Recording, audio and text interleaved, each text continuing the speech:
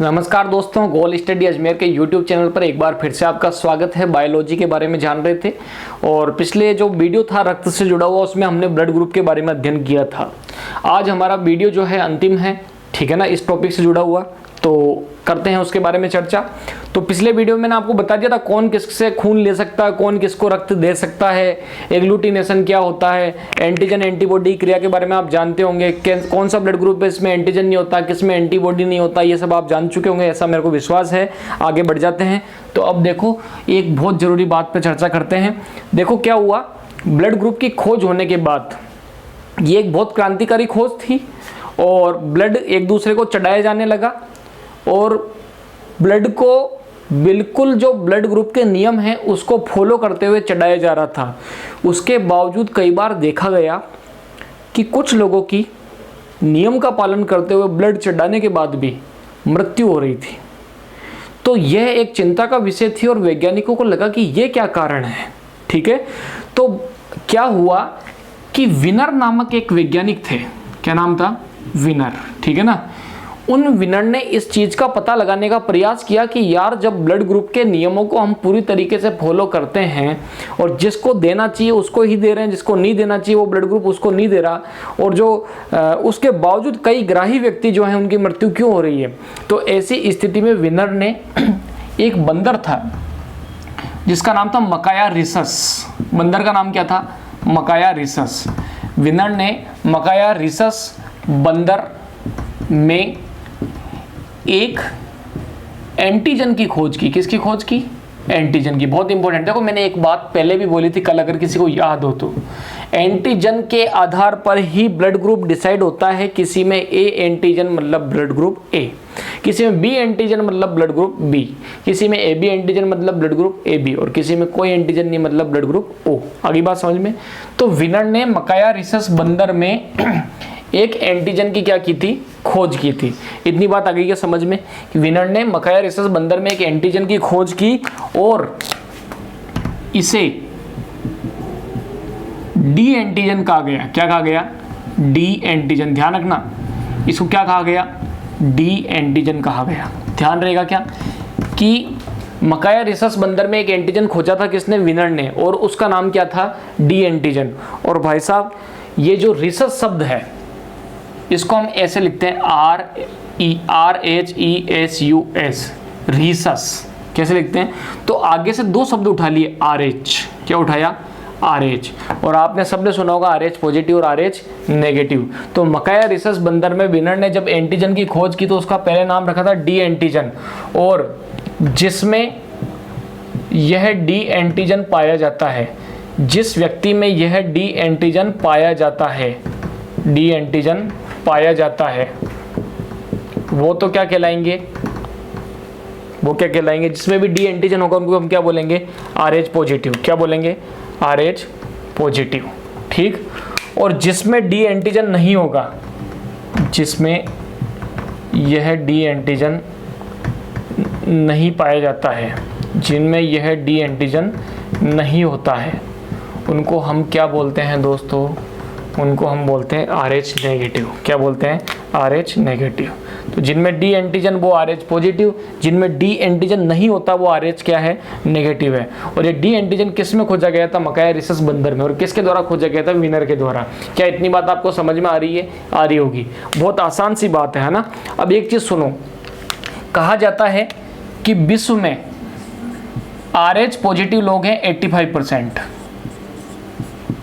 कि विश्व के जितने भी ब्लड ग्रुप पाए जाते हैं उनमें से लगभग 85% लोग ऐसे हैं जिनका ब्लड ग्रुप क्या होता है?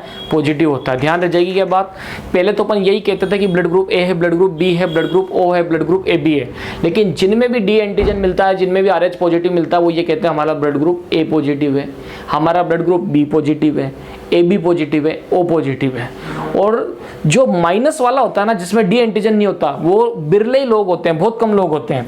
तो विश्व में RH नेगेटिव वाले लोग केवल कितने परसेंट है? 15%। जो कितना गजब का फैक्ट है। मतलब विश्व में जो पॉजिटिव ब्लड वाले हैं, चाहे ए हो, चाहे बी हो, चाहे ए बी हो, चाहे ओ हो, वो 85% लोग हैं, जबकि आर एच नेगेटिव कौन है? 15।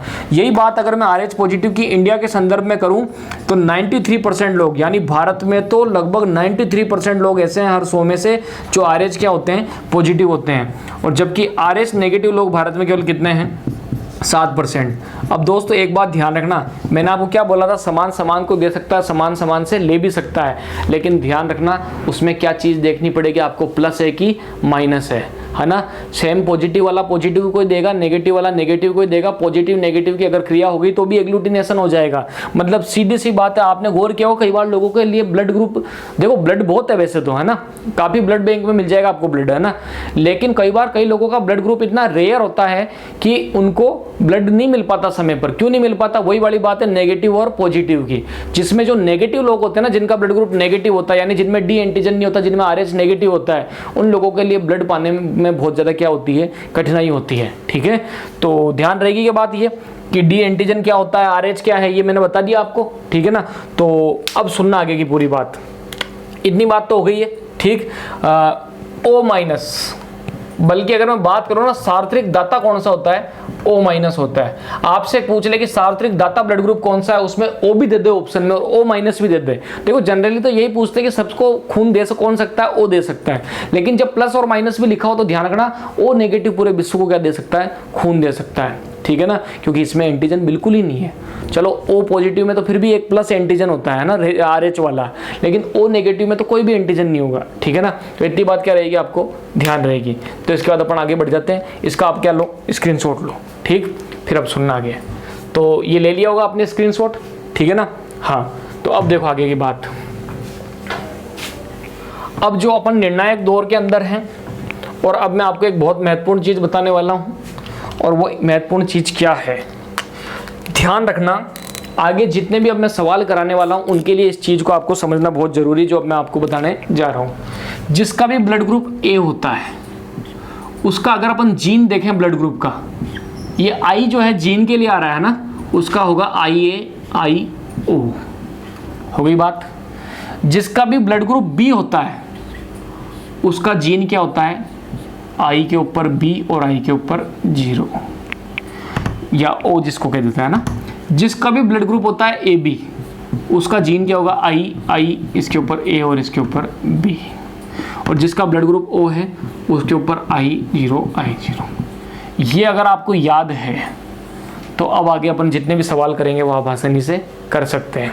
क्या है दोस्तों, देखो ये दोनों आई किसको दिखा रहे हैं? जीनों को दिखा रहे हैं, बिल्कुल ठीक है ना। तो जिसका भी ब्लड ग्रुप ए है, उसमें एक तो आपको यहाँ पर क्या याद रखना, रटा रहा हूँ मैं तो डायरेक्ट, समझा नहीं रहूँगा ना।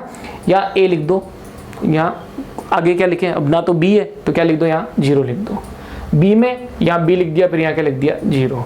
ए बी में ए बी है और बी भी है तो यहाँ ए लिख दिया, यहाँ क्या लिख दिया? बी लिख दिया। और ओ में ए बी नहीं है, बी भी नहीं है तो यहाँ 0 लिख दिया। बिल्कुल आगे बात में आसान सा है। ए में ए लिख दिया, बी में बी लिख दिया, ए बी में ए और बी लिख दिया, ओ में कुछ नहीं था तो ओ लिख दिया, और यहाँ ए के आगे कुछ नहीं था तो 0 हो गया। अब आगे बात सुनो, अब सुनो मेरी बात। पेपर में सवाल आता है, क्वेश्चन दे रहा हूँ मैं आपको, एक समझा भी रहा हूँ, ठीक है ना, दे नहीं रहा हूँ अभी तो समझा रहा हूँ, समझाया नहीं तो दूंगा कैसे। क्वेश्चन, एक पुरुष जिसका ब्लड ग्रुप ए है तथा उसकी पत्नी का ब्लड ग्रुप बी है। क्या है? ब्लड ग्रुप बी है। तो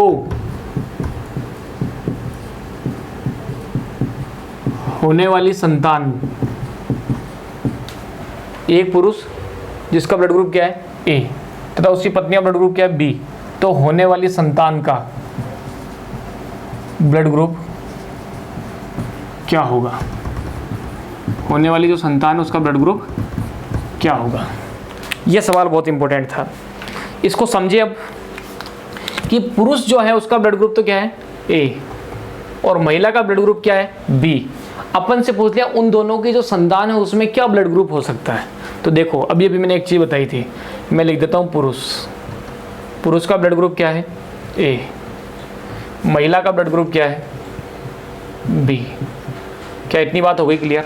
ठीक है, अब सुनो, ए वाले की मैंने अभी भी बताई थी, जीनों की व्यवस्था क्या होती है, IA और I0। ए वाले की जो जीन की व्यवस्था होती है वो क्या होती है, IA और I0। बी ब्लड ग्रुप वाले की जो है व्यवस्था क्या होती है, IB और I0। क्या इतनी बात हो गई है क्लियर? बहुत आसान सा, ए वाले की A0, बी वाले की B0। अब क्या करना है दोस्तों, देखो इसको ऐसे समझो, इस ए की क्रिया अब हमको इन दोनों से करानी है बारी बारी, कोर्स से समझना। देखो IA की क्रिया मैंने किससे कराई, IB से, तो यहाँ क्या बन जाएगा, IA और IB। अब इस IA की क्रिया मैं किससे कराऊंगा, I0 से, IA और IO हो गया। इसका नंबर तो आ गया, इसकी क्रिया इन दोनों से हो गई, IA की क्रिया कराई IB से तो IA IB। अब इस IA की क्रिया किससे कराई, IO से, तो IA और IO। अब इस IO की क्रिया किससे कराऊंगा, IB से, तो IO और IB हो गई। अब इस IO की क्रिया किससे कराऊंगा, इससे, तो IO और IO। अभी मैंने आपको एक चीज़ बताई थी यहाँ पर कि IA और IB को मिलाने पर कौन सा ब्लड ग्रुप बन जाएगा, AB, यानी ब्लड ग्रुप AB। ठीक, IA और IO का मतलब क्या होता है, ब्लड ग्रुप A। IO और IB का मतलब क्या होता है, ब्लड ग्रुप B। और IO और IO का मतलब क्या होगा, ब्लड ग्रुप O। इससे क्या निष्कर्ष निकला है कि अगर एक पुरुष जिसका ब्लड ग्रुप A है और उसकी पत्नी का ब्लड ग्रुप है B, तो ऐसे दंपत्ति की जो संतान होगी उनमें 25% चांस है कि ब्लड ग्रुप A हो सकता है बच्चे का, 25% ही चांस है कि ब्लड ग्रुप बच्चे का क्या होगा, B, और 25% ही चांस है कि बच्चे का ब्लड ग्रुप क्या होगा, O, और 25% ही चांस है कि बच्चे का ब्लड ग्रुप क्या होगा, AB। यानी इस प्रकार के जो दंपत्ति होते हैं जिनका ब्लड ग्रुप पुरुष का A हो और महिला का B हो, उनके जो बच्चे होंगे उनमें चारों प्रकार के ब्लड ग्रुप पाने जाने की संभावना होगी। बहुत बहुत इंपॉर्टेंट है कि ऐसे कौन से दंपत्ति जिनके चारों प्रकार के ब्लड ग्रुप हो सकते हैं, वो कौन से होते हैं, A और B वाले। तो बहुत आसान सा है, पुरुष का A, महिला का B, IA I0 लिख दिया। ये रटा हुआ होना चाहिए, रटा हुआ क्या समझा हुआ है, A0 AO BO AB O, ठीक है ना, IB IO।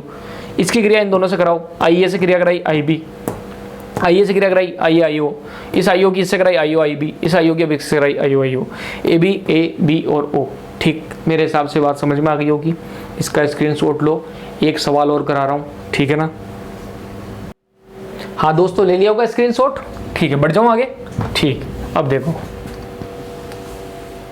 अब एक और सवाल, एक और सवाल करते हैं अपन, है ना। एक पुरुष का ब्लड ग्रुप क्या है, मैं डायरेक्ट लिख रहा हूं, है ना, मतलब पूरा सवाल नहीं लिख रहा हूं। एक पुरुष का ब्लड ग्रुप है B, ठीक, और एक महिला का ब्लड ग्रुप है माना A। देखो मैंने भी ये सवाल अपने हिसाब से लिया है, पुरुष का B मान लेते हैं, महिला का A मान लेते हैं, ठीक है। अब मेरे से कोई कह रहा है कि मेरे को बताओ कि इनकी संतान में कौन कौन से ब्लड ग्रुप होने की संभावना है। तो देखो पुरुष का क्या था, B, इतनी बात हो गई। महिला का ब्लड ग्रुप क्या था, A था, ठीक, होगी क्या इतनी बात। अब मेरे से कोई कह रहा संतान का बताओ, तो देखो IB और IO, होगी ये बात। महिला का ब्लड ग्रुप क्या हो जाएगा, IA और IO, हो गई क्या ये बात क्लियर। आसान सा है, इतना समझ में आया होगा मेरे को विश्वास है, ठीक। अब इस IB की मैं क्रिया किससे कराऊंगा, पहले वाले की, इन दोनों से करानी है। तो IB की क्रिया जब IA से कराऊंगा तो IB IA, ठीक। अब इस IB की क्रिया किससे कराऊंगा, इससे, तो IB और IO। इस IO की क्रिया जब मैं इससे कराऊंगा तो IO और IA। इस IO की क्रिया जब मैं IO से कराऊंगा तो IO IO, कोई दिक्कत नहीं। IB क्रिया किससे कराई, ऐसे IA IB, IB क्रिया उससे कराई IO IB, IO की क्रिया IA से कराई तो IO IA। अब इस IO की क्रिया किससे कराई, IO IO। यानी सीधी सी बात है, यहाँ तो ब्लड ग्रुप बन रहा है AB, क्या बन रहा है, AB। इधर देख लो जिसको समझ में नहीं आ रहा हो, BB, ठीक। BO मतलब B blood group, IO IA का मतलब भी A ब्लड ग्रुप, और यहाँ ब्लड ग्रुप कौन सा हो जाएगा, O। यानी सुनो मेरी बात, पुरुष B है और महिला A है तो भी चारों प्रकार के ब्लड ग्रुप पाए जाने की क्या है, संभावना है, ठीक। एक और एग्जाम्पल करा देता हूँ, मेरे को उम्मीद है समझ में आया होगा। तीसरा एग्जाम्पल, अपने हिसाब से कुछ भी ले लो, जैसे मेरे से किसी ने कही, देखो एक रोचक चीज़ देखते हैं, अगर पुरुष ओ ब्लड ग्रुप का है, पुरुष कौन से ब्लड ग्रुप का है, ओ, और महिला भी कौन से ब्लड ग्रुप की है, ओ, ठीक। तो ऐसी स्थिति के अंदर जब पुरुष भी ओ है और महिला भी क्या है, ओ है, तो संतानों में क्या होगा, तो पुरुष का आईओ आईओ, वंशाकृति बना ली। ऐसे महिला की वंशाकृति भी क्या होगी, आईओ और आईओ। और जब इन दोनों को अपन मैच करेंगे तो यहाँ क्या बनेगा, आईओ और आईओ जब मिलेंगे तो यहाँ बनेगा ओ ग्रुप, सॉरी मैंने क्या कर दिया, इस आईओ की क्रिया जब मैं इस आईओ से कराऊंगा तो यहाँ आएगा आईओ आईओ। इस आईओ की क्रिया जब मैं इससे कराऊंगा तो आईओ आईओ। इस आईओ की क्रिया जब मैं इससे कराऊंगा तो आईओ आईओ। इस आईओ की क्रिया भी जब मैं इससे कराऊंगा तो आईओ और आईओ, ठीक। तो अब अपना ब्लड ग्रुप क्या होगा, यहाँ भी ओ होगा, यहाँ भी ओ होगा, यहाँ भी ओ होगा, और यहाँ भी क्या होगा, ओ।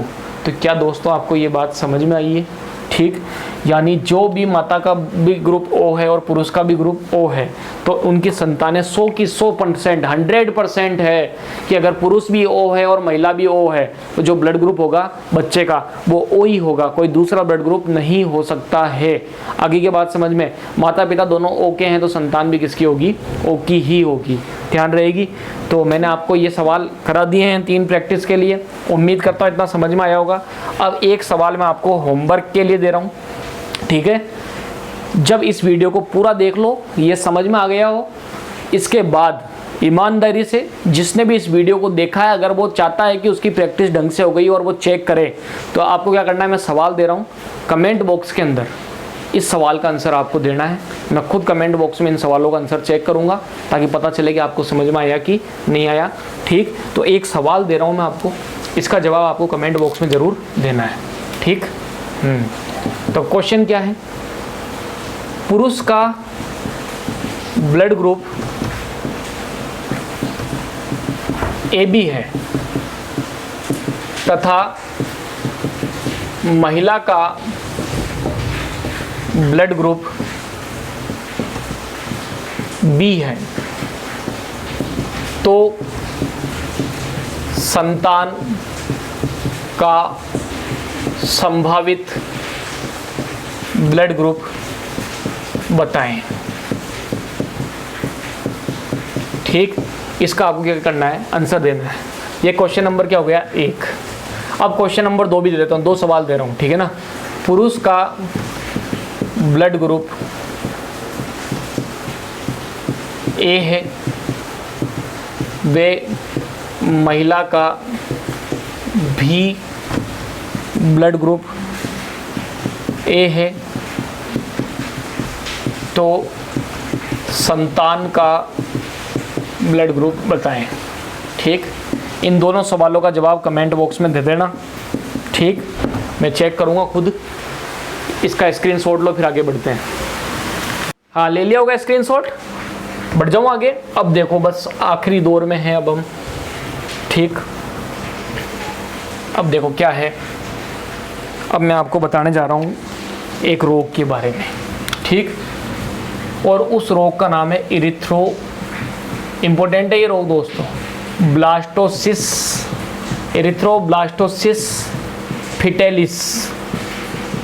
रोग का नाम देखो कितना गजब का है, एरिथ्रोब्लास्टोसिस फिटेलिस। पक्का अगर मेरे वीडियो शुरू से देखें तो समझ में आ जाएगा, एरिथ्रो मतलब साफ साफ है RBC का मामला है ना। क्या है देखो, जब भी कोई पुरुष बनाऊं, ये कोई पुरुष है, ठीक।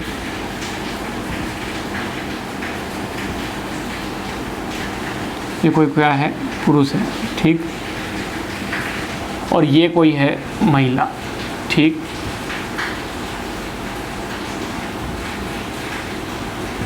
कौन है ये, महिला, ठीक।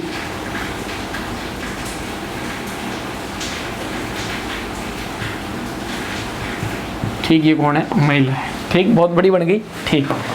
तो ये पुरुष जो है, अगर ये RH पॉजिटिव है, पुरुष क्या है, RH पॉजिटिव, और महिला है RH नेगेटिव।